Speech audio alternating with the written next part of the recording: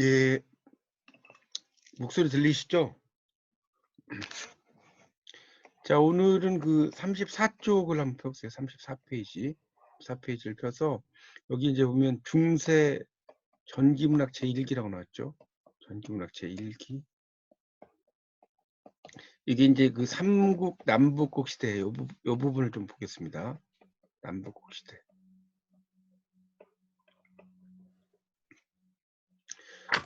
이 시기는 일단 우리가 이제 이걸 좀 설명 좀 해야 되는데, 우리가 통일 신라 시대, 이 통일 신라 시대를 이제 일종의 남북국 시대라고 합니다. 남북국 시대. 남쪽과 북쪽에 나라가 있다는 거죠. 그런 거고, 이 북쪽에는 이제 발해가 있는 거죠, 발해. 발해라는 나라가 있죠. 그래서 이제 통일 신라 시대를 남북국 시대라고 하고, 요 시기는 이제 일종의 뭡니까 상층, 이 상층 계통에서는 한문학을 공부하고요. 상층에서는 한문학을 공부를 하고, 그다음에 육두품을 또 이라는 게 있죠. 우리가 신라 시대는 육두품이라는 게 있어요. 육두품. 우리가 최치원이 육두품 출신이다, 뭐 이런 말씀 많이 들었었고요. 그다음에 이제 신라 시대니까 향가가 있죠.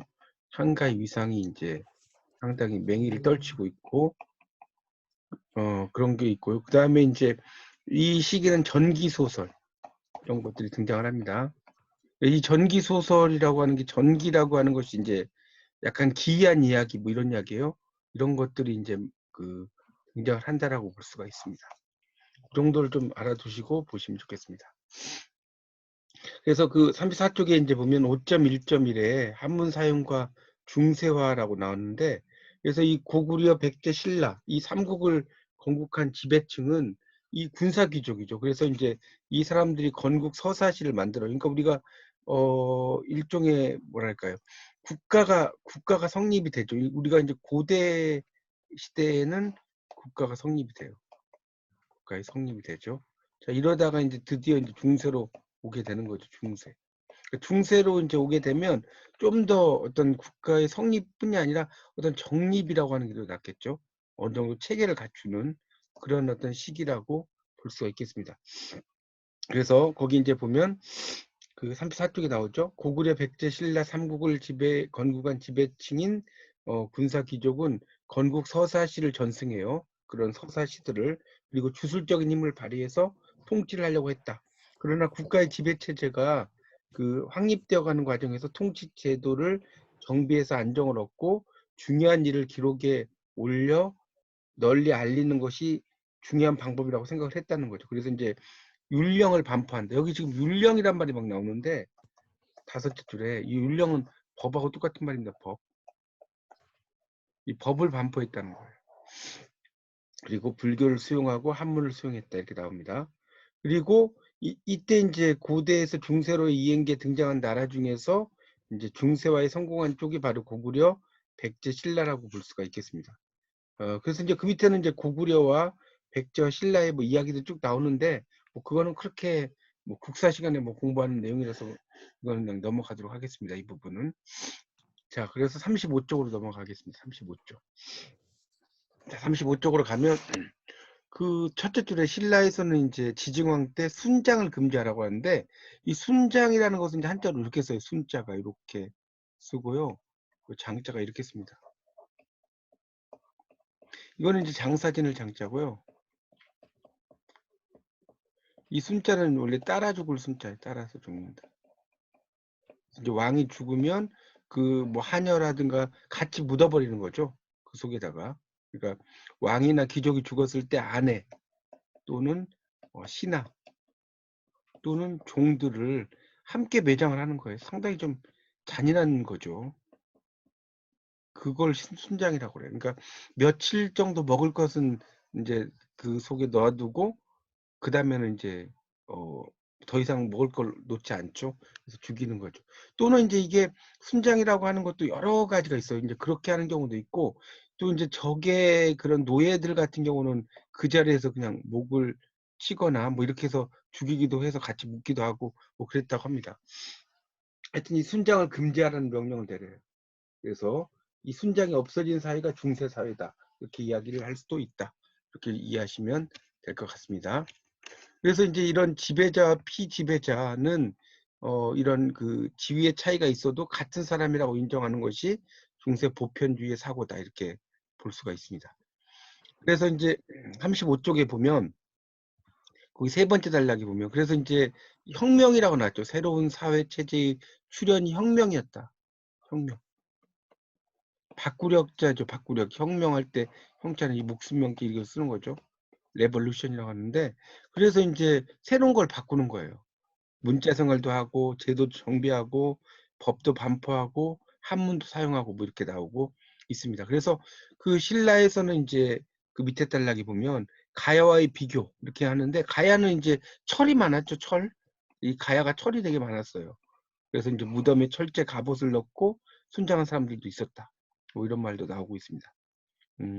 그런 것들이 이제 있고, 그래서 가야가 이제 뭐 금관가야, 대가야 뭐 이런 게 많이 있었죠. 우리 지금도 고령이라고 하는 곳이 가야 유적지예요. 그런 곳을 가보면 유적지들이 많이 나오죠. 그래서 거기에서 이제 그 뭐 여러 이야기가 나오고, 그다음에 신라 같은 경우는 특히 이제 2차 돈의 순교가 밑에서 한 35쪽에 6째 줄 나오는데, 2차 돈.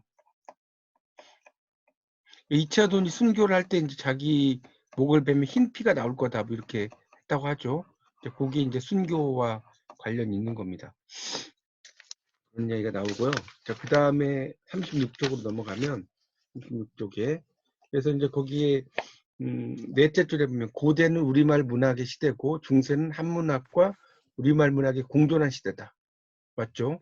그러니까 이 중세로 가면 한문학을 많이 써요. 왜냐면 이 한문학이라는 게 한시거든요. 한시.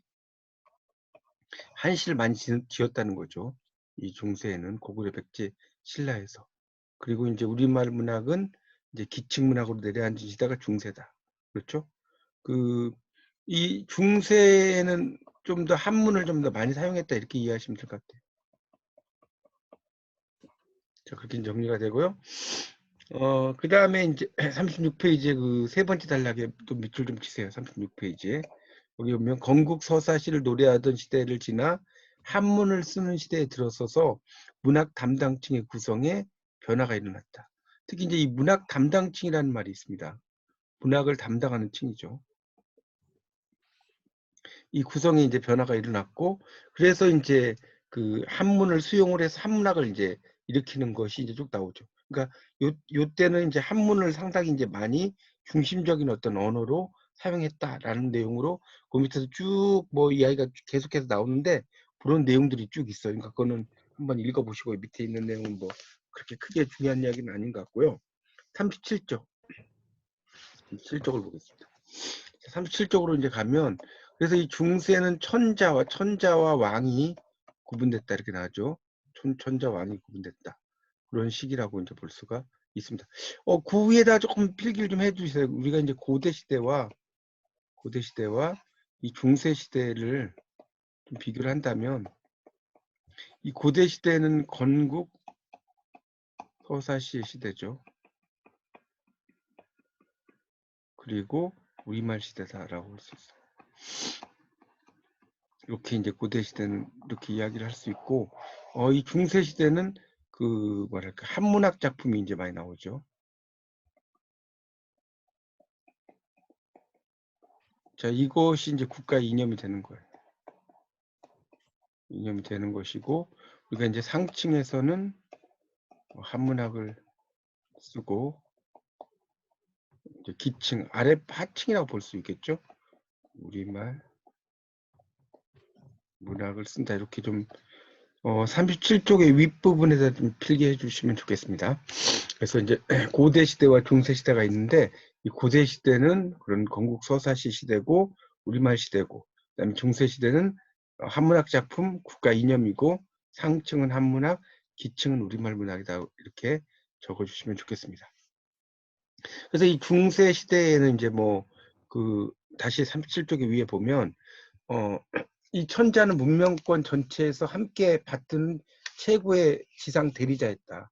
그래서 이제 한 문명권에 하나만 있었다라고 나왔죠. 그래서 하늘과 땅을 연결시키는 구실을 많이 하는 거죠. 우리가 무당이라고 할 때 무도 이게 하늘이고 땅이면 연결하는 거죠. 그런 사람이죠. 이 무라는 말이 그런 의미 가지고 있죠. 그래서 그 결국은 그 예전에는 왕 자체가 무당이라고 그랬죠. 왕 자체가 무당이다. 이런 말씀 드렸었습니다.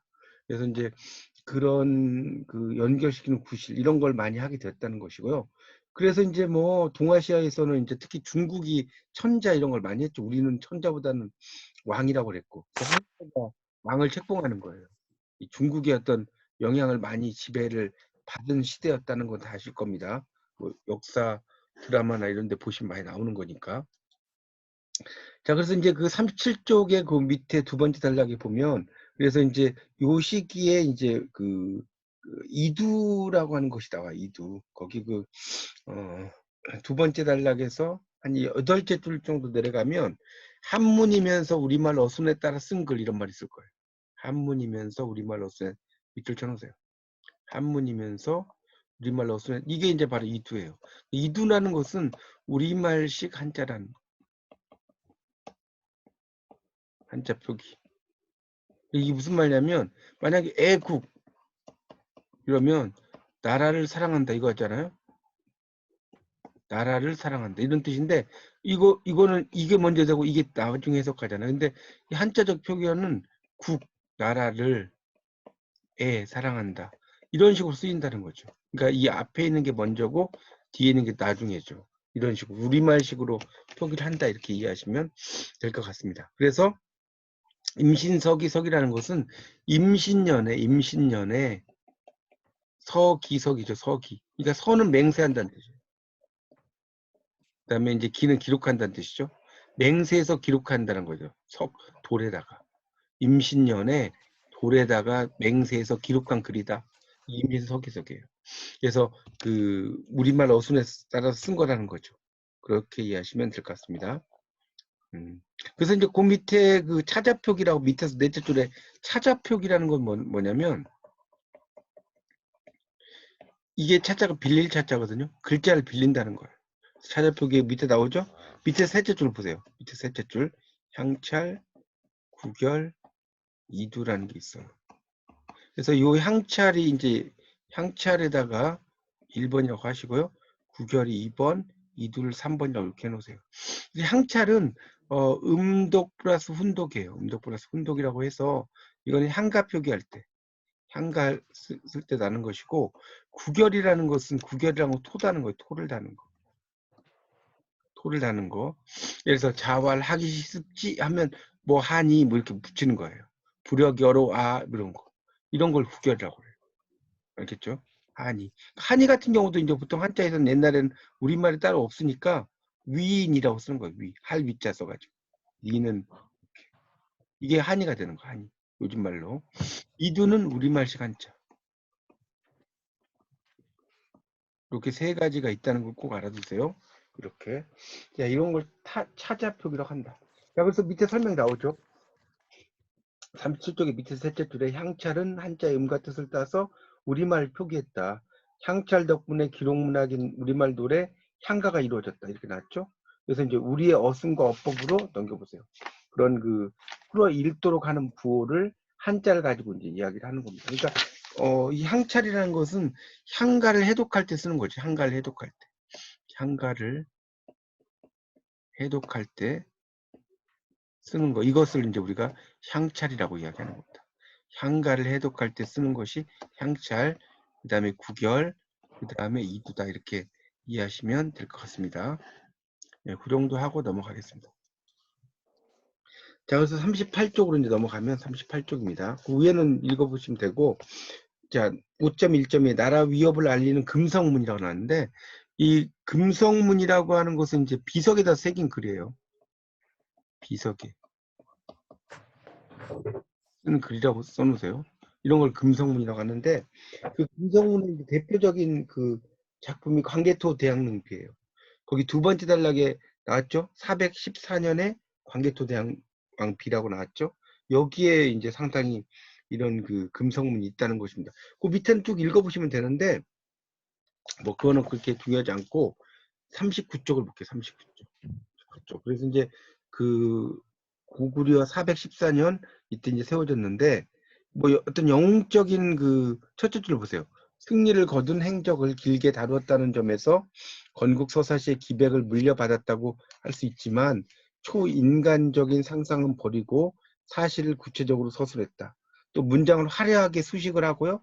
옛날에 고사를 동원해서 격조를 높여요.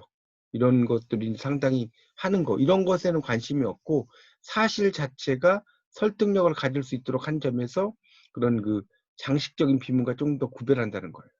이해가시죠? 문장을 격조를 높인다 이런 데 관심이 없다는 거. 그냥 사실 자체를 중시했다는 겁니다. 그래서 밑에 보면 문체를 보면 형식에는 관심을 가지지 않는 산문이고 넉 자씩 짝을 맞춰요. 그래서 이제 변여문이라는 말이 있는데 그 두 번째 단락의 둘째 줄에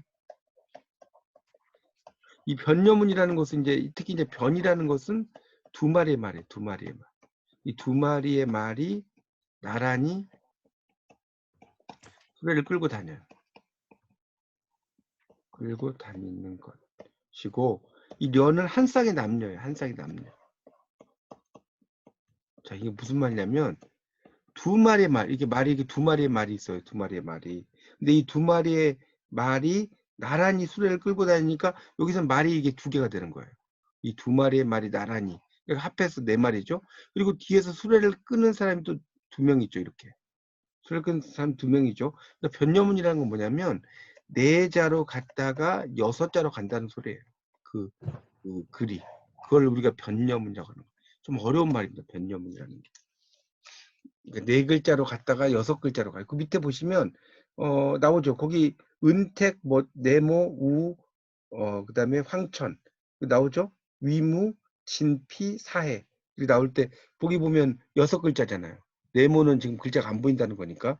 그다음에 제 그 소재 땡땡 이렇게 나왔죠. 그다음에 선영, 기업 네 글자죠. 국부, 민은 그다음에 왕곡, 풍숙 이런 것들이 전부 다 뭡니까? 그 네 글자잖아요. 그러니까 네 글자와 여섯 글자로 되어 있는 것이 바로 이제 변여문이다 이렇게 이해하시면 됩니다. 그래서 이제 그 옆에 해석이 나오죠. 은혜로운 혜택을 하늘에서 받으시어 이게 나왔죠. 그러니까 은혜로운 혜택을 하늘에서 받았다. 이것은 신성하고 고귀하다는 뜻이에요. 신성하고 고귀함. 그리고 이제 위험 있는 무력을 사해 내 바다, 그러니까 온 세상이죠. 떨쳤고 나쁜 무리를 쓸어서 제거하고 무사람이 편안히 생업에 종사한다. 나라가 가멸고 그러니까 나라가 가멸고 그 백성이 잘 살게 하는 이렇게 났죠. 여기서 이제 가멸다는 것은 좀 이것도 부유하다 이런 뜻입니다. 온갖 곡식 풍성하게 익었다. 그래서 왕의 공적을 이렇게 이제 짧게 표시를 했다 이렇게 보시면 되겠습니다. 그 정도로 하고 넘어가겠습니다. 자, 그 다음에 이제 5.1.3에 이런 식의 한시가 이때도 나오게 되는데 특히 뭐 앞부분 넘어가고 40페이지. 자, 40페이지 넘기시면 자, 거기에 이제 그 셋째 줄에 여수장 우중문시가 있어요. 이게 이제 을지문덕의 시거든요. 한시. 을지문덕 거기 나오죠. 셋째 줄에. 이게 이제 우리말로 그냥 쓸게요. 뭐 이걸 한자로 다 쓰려면 시간이 너무 걸리니까 신척 구천문 좀 써보세요. 묘산 궁지리 전승 기공고 지족 원운지 이 여수장 우중문시예요. 자, 해석을 하면 그대 그러니까 여수장 우중문시부터 설명하면 이 수장은 수나라 장수예요. 수나라 장수 우중문 사람 이름이에요. 에게 주는 시. 수나라 장수 우중문에게 보내는 시. 자, 그래서 신책 그대의 신책 기이한 책략은 그대의 기이한 책략은 천문 하늘의 이치를 탐구하다는 뜻이에요. 탐구했고 그대의 기이한 책략은 하늘의 이치를 탐구했고 묘산 묘한 계산은 그대의 묘한 계산은 지리 땅의 이치를 다했다. 다할 궁자예요. 땅의 이치를 다했도다. 전승 전쟁에서 이겨서 이미 그 공은 높은데 전쟁에서 이겨서 이미 그 공은 높은데 족함을 알면, 만족함을 알면 원컨대 지는 그칠 자거든요. 그치기를 말한다. 그치기를 바란다 이런 뜻이에요. 그러니까 네가 이렇게 잘난 건 아는데 나하고 전쟁을 하면 완전히 패전이 될 거다. 그러니까 미리 그쳐라. 뭐 이런 이야기입니다. 이 여수장 우중문시라는 게 대단하죠.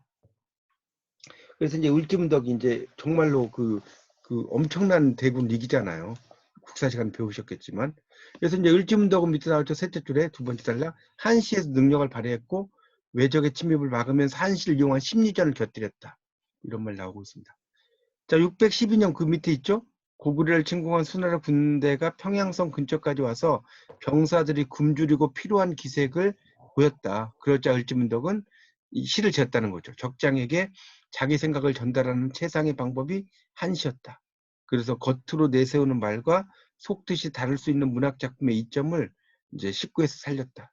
그래서 아직 중국에서 근체시가 생겨나지 않았다는 건데 이 이야기는 조금 설명을 좀 해야 되는데 이거 생활한문에서 배우셨죠. 우리가 근체시라고 하는 것은 이 근체시는 언제 당나라 때 생겨요. 만들어진 시고 당나라 이전, 이 당나라 이전은 고체시라고 합니다.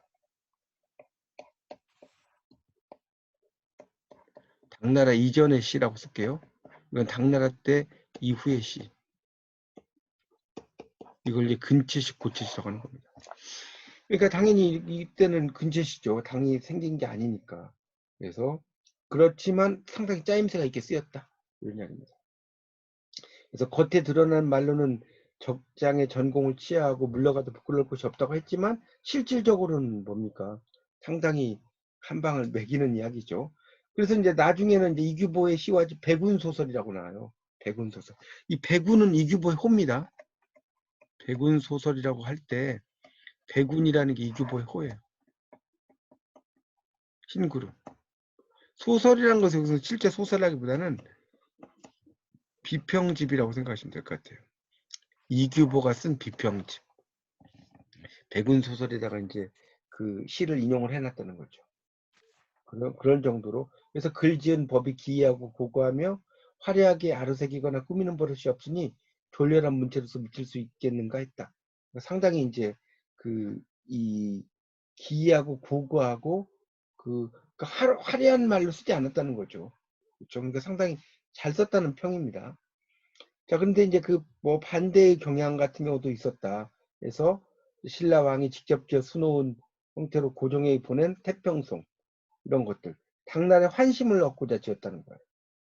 약간 외교적인 측면에서 지었다 이런 식으로 볼 수가 있겠습니다. 그리고 이제 그 밑에서 둘째 줄에 보면 신라는 한문학이 대단했다 이렇게 나오고 있죠. 신라도 이제 한문학의 수준이 상당히 높았다 이렇게 이해하시면 되겠습니다. 자, 그 다음에 이제 41쪽으로 넘어가겠습니다. 41쪽에 이 고구려 백제의 노래라고 나오는데 5.2.1에 그래서 이제 이 고구려 백제에도 이제 이런 그런 지배 체제가 정비되면서 어떤 악이라는 게 생겼다는 거예요. 그렇죠? 악 거기 41쪽에 두 번째 단락 셋째 줄 나오죠. 악이란 새로운 개념이다라고 나왔죠. 기악, 연주 뭐 여러 가지가 있다. 그리고 이제 무악과 가악이 있는데 그 두 번째 단락에 다섯째 줄 나오잖아요. 무악과 가악. 그러니까 무악은 춤추면서 보는 춤. 가악은 노래죠, 노래. 이런 게 구분되었다고 나오죠. 그런 것을 이야기하고 있습니다. 이런 음악적인 것들도 상당히 이제 발달했다 이런 정도로만 이해하시면 될 것 같아요. 여기 뭐 밑에 길게 써놨는데 뭐 그 정도만 하고 넘어가겠습니다. 42쪽. 42쪽에 보면 거기에 이제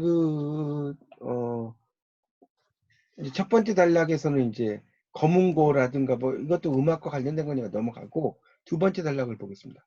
고구려 사람들이 부른 노래에 관한 자료가 고려사 학제만 있다. 고려의 궁중하고 쓰이던 삼국의 속각 가운데 내원성, 연양, 명주 이게 고구려의 것이다. 이렇게 나왔죠. 그러니까 내원성이라는 것은 이제 올레자의 멀 원자예요. 멀리서 온 사람들을 맞이하는 성이에요. 내원성. 내원성이에요.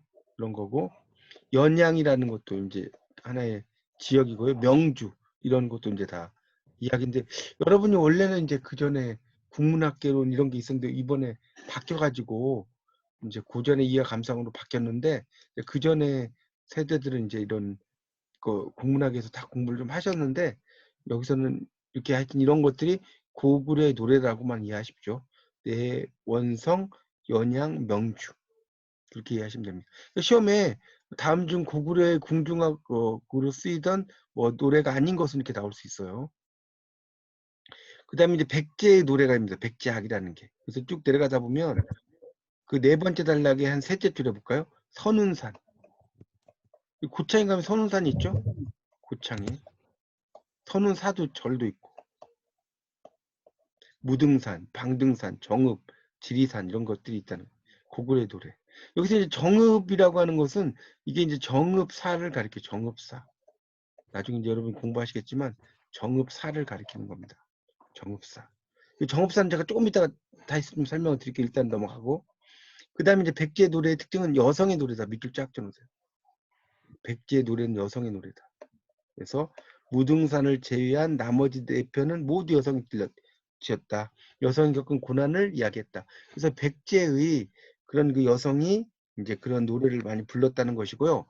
뒤에 있는 것은 좀 넘어가세요. 그 다음에 이제 43쪽에 보면 여성의 노래를 백제 토지에 살아간 사람들이 많이 불렀는데, 자 여기서 이제 정읍사에 대한 이야기를 조금 안 할 수가 없습니다. 워낙 유명하기 때문에. 이 정읍사라는 것은 지금도 이제 정읍에 가면 정읍사 공원이 있어요. 나중에 기회가 되면 한번 가보시면 좋겠는데, 거기에 보면 이렇게 나와요. 제일 처음에 달하, 루피곰, 도다시아 이렇게 나오거든요. 뭡니까? 달림이시여, 달림이시여. 높이곰, 높이 도다시아, 돋으십시오. 그 뜨십시오라는 거죠. 그 다음에 어기야 머리곰 빛이 오시라 이렇게 나오거든요. 어기야 머리곰 멀리라는 뜻이에요. 머리곰이라는 게 멀리 빛이 오시라. 비춰주십시오. 비추어 주십시오. 자, 그 다음에 나오는 게 이제 이런 거거든요. 저젠 여러신고요. 저젠 여러신고요. 이게 뭐냐면, 저젠 여러신고요. 저제, 시장에 여러신고요. 계신가요? 남편이 행상인인데 안 오는 거예요. 밖에 나가서 저녁에. 그래서 아내의 노래인 거예요. 어기야, 진대랄, 드대율세라. 드대율세라. 이렇게 나오거든요. 그러니까, 진대라는 것은 이제 이게 두 가지 뜻이 있는데, 진대, 여기도 진태대. 진대랄, 드대율세라인데, 이 진대는 두 가지 뜻이 있어요. 하나는 산적대. 산적대를, 이게 질퍽한 땅이라는 뜻이거든요. 이런 뜻도 있고, 또 하나는 이제 이게 이제 기생집이라는 뜻도 있어요. 이렇게. 그러니까 돈을 벌면 글로 갈 수 있다는 거죠. 드대열세라 할 때 리을세라는 의구영어미라고 해서 뭐뭐일까 두렵다. 뭐뭐일까 두렵다는 뜻이에요. 그러니까 이 땅을 드딜까 두렵다 이런 뜻이죠. 드딜까 두렵다. 그래서 어느이다 놓고시라. 어느이다 놓고시라. 이건 뭐냐면 어디에든지 놓고 오십시오. 놓고 오십시오. 이게 이제 놓고 있으라고요. 그 다음에 마지막에 가면 어기야 남편이 안 오니까 나가는 거예요. 네 가는데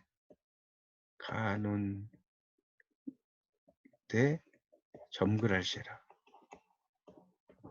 이렇게 나오거든요. 이게 뭐냐면 내가 가는데 점글할세라가 뭐냐면 날이 저물까 두렵다. 날이 저물까 두렵다. 여기서 이제 리을세라라고 하는 것이 의구형이에요. 아까 얘기했죠. 엄밀까 두렵다. 이렇게 이제 돼 있는 노래가 정읍사예요. 정읍사인데 하여튼 중요한 것은 이제 여기서도 저제 내러신고요라고 할 때 이 저제는 이게 이제 영어로 Are you in the market인데 이 저제라고 하는 것은 전주시장에 이게 이제 이것도 두 가지도 있어요. 정읍에서 전주가 이렇게 멀진 않으니까 전주시장에 계신가요? 라는 뜻도 있고 그냥 정읍에 있는 시장에 계신가요? 라는 뜻도 있어요. 두 가지 해석이 되고요. 그 다음에 진대도 두 가지 해석이 된다고 그랬죠? 그 다음에 내가 놓은데 전부를 할 때 나도 두 가지 해석. 첫 번째는 아내, 두 번째는 남편이에요. 왜냐하면 부부 일심동체잖아요. 그러니까 내가 가는 곳에 내가 남편이 안 오니까 남편을 이제 찾으려고 나가는 곳에 날이 저물까 두렵다는 거예요. 여자 혼자 가려면 무섭잖아요. 또 하나는 남편이 안 오니까 남편이 돌아오는 그 과정에서 날이 저물까 두렵다. 이런 의미로 이제 쓰인 거거든요. 그게 이제 그 정읍사의 노래입니다. 이 정읍사 노래가 상당히 이제 노래로 나와 있는 것들도 있고 그렇습니다. 그래서 여러분이 이제 이런 정읍사 노래도 알아두시면 상당히 좀 좋을 것 같아요. 아니 오늘은 인원이 너무 적게 오셔가지고 이거 뭐 진도 회장님도 안 오시고 해서 진도를 이렇게 많이 못 나가겠는데 내용들을 그래서 이제 그런 내용으로 이제 되어 있는 것이 뭐냐면 정읍사예요. 그래서 정읍에 가면 이 정읍사 공원이라고 하는 곳이 있으니까 여러분이 나중에 이제 기회 되시면 여기도 한번 저는 이 정읍사 공원 한 서너 번 가봤거든요. 상당히 상당히 뭐랄까요, 잘 만들어진 공원이고 거기에 특히 이제 망부석 전설이 거기서 나온 거거든요. 망부석, 남편을 그리워하다가 돌이 됐다. 망부석이라는 전설이 이제 정읍사하고 관련 있는 거예요. 남편 부자에 발알망자에 돌석자잖아요. 망부석이 그런 뜻이에요 원래. 망부석 설화 이거와 관련되는 것이 이제 이 정읍사라는 것이 정읍사 공원에 그런 내용이 좀 있습니다. 그런 것으로 이제 좀 보시면 될 것 같습니다. 지금 이게 이제 뒤로 가면 막 정말 다양한 어떤 이야기들이 이게 나오고 막 그래요. 내용들이 상당히 많이 다양한 내용들이 좀 나오고 많이 좀 그런 이야기들이 이제 좀 나오게 된다라고 볼 수가 있습니다. 그래서 이제 그 43쪽에 조금 더 보죠. 좀 더. 그래서 이제 43쪽에 이제 보면 이제 이른 시기에 이제 신라 노래라고 나왔죠. 그래서 신라 유리왕 때 이 도솔가를 지었다라고 하는 게 나옵니다. 밑에. 그래서 이제 도솔가를 지었는데 여기 보면 도솔가를 처음 지었는데 차사산액격이라는 말이 나와요. 차사산액격. 자, 이 말도 상당히 어려운 말인데 자 43쪽에 나오죠. 차사산액격. 차사는 이 감탄사예요. 사내라는 것은 고뇌를 노래한다. 이게 사내거든요. 그러니까 뭐 이렇게 나오는 게 감탄사예요. 끝에 나올 때. 그럼 사내라는 고뇌를 노래하는 거죠. 사내에 사내. 그런 것이 됩니다. 나중에 이제 여러분이 이제 공부를 하시겠지만 향가가 또 사내가라고 돼요. 인간의 고뇌를 노래하는 것이기 때문에 그런 것을 이야기할 수가 있습니다. 그래서 이제 그 43쪽에 보면 유리왕은 그 혁것의 남해의 뒤를 이은 신라 3대 통치자였다. 그래서 이제 합리적인 통치 방식을 하려고 노력을 했다. 이런 이야기 나오고요. 그래서 이제 그런 건 읽어보시고 그 다음에 이제 도솔가라는 게 이제 밑에 나오죠. 도솔가를 지었다는 거. 그래서 이제 도솔가라는 것은 이제 최초의 가학이다 나왔죠. 가학. 이 가학이라는 건 뭐냐면 우리가 가와 요가 있어요. 차이가 뭐냐면 가는 악기가 동반된 음악이에요. 근데 요는 뭐냐면 악기가 동반되지 않은 음악이에요. 이게 요라고 합니다. 우리가 가요라고 이야기할 때 동반되느냐 동반되지 않느냐 이렇게 이제 이야기를 할 수가 있죠. 그래서 이제 그런 내용으로 이제 볼 수가 있겠고요. 그래서 이제 이 도솔가라고 하는 것을 이제 불렀다는 것이 나옵니다. 그래서 이거는 가악이었다. 악기가 동반됐다는 거죠. 예악이라고도 할 수가 있겠고, 그리고 도솔가는 그 밑에 나왔죠. 편안하게 하는 노래라는 뜻의 둘인 노래로 보는 견해가 설득하다. 설득력이 있다. 그래서 이제 도솔가를 지었는데 월명사가 지은 도솔가가 있어. 이게 이제 무슨 말이냐면 두 가지란 소리예요. 이 도솔가는 유리왕이 지은 도술가가 있고 월명사가 지은 도술가가 있다는 거예요. 근데 월명사가 지은 도술가는 전해져요. 전해진다. 근데 이 유리왕이 지은 도술가는 그냥 이건 부정가예요. 이게 실제로 이 도술가가 전해지진 않고 이런 노래가 있었다라는 의미로 볼 수가 있습니다. 그런 내용으로 이해하시면 될 것 같습니다. 그래서 살사 쪽에 이제 또 이어지는데, 일단 오늘은 좀 많이 안 오셔서 제가 뭐 이렇게 진도를 많이는 한 3분, 4분 정도가 남은 것 같아요. 그렇게 해서 일단 그